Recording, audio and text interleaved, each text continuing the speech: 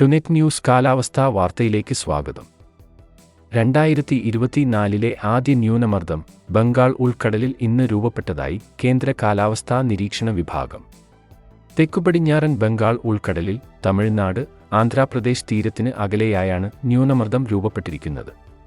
വടക്കുകിഴക്കു ദിശയിൽ സഞ്ചരിക്കുന്ന ന്യൂനമർദ്ദം വെള്ളിയാഴ്ച രാവിലെയോടെ മധ്യ ബംഗാൾ ഉൾക്കടലിൽ തീവ്ര ന്യൂനമർദ്ദമാകുമെന്നും ഇതേ ദിശയിൽ തന്നെ സഞ്ചരിച്ച് വീണ്ടും ശക്തിപ്പെടുമെന്നും കാലാവസ്ഥാ വിഭാഗം അറിയിച്ചു. അതേസമയം വെള്ളിയാഴ്ച രാത്രിയിലോ ശനിയാഴ്ച പുലർച്ചെയോ തീവ്ര ന്യൂനമർദ്ദമായേക്കുമെന്നാണ് സ്വകാര്യ കാലാവസ്ഥാ നിരീക്ഷണ വിഭാഗമായ മെറ്റ്പീറ്റ് വെതറിന്റെ നിരീക്ഷണം. മധ്യ ബംഗാൾ ഉൾക്കടലിന് മുകളിൽ വെച്ച് ഇത് അതിതീവ്ര ന്യൂനമർദ്ദമായേക്കുമെന്നും മെറ്റ്പീറ്റ് പറയുന്നു. അതിതീവ്ര ന്യൂനമർദ്ദമായ ശേഷം മ്യാൻമർ, ബംഗ്ലാദേശ് തീരത്തേക്കാണ് സഞ്ചരിക്കുക.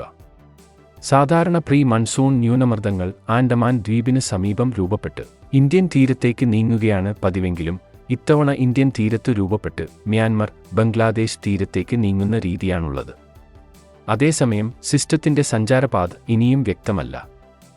സിസ്റ്റം വടക്കുകിഴക്കൻ സംസ്ഥാനങ്ങൾക്ക് സമീപം വീണ്ടും ശക്തിപ്പെട്ട് റിമാൽ ചുഴലിക്കാറ്റായേക്കുമെന്നും ചില കാലാവസ്ഥാ മോഡലുകൾ സൂചിപ്പിക്കുന്നു.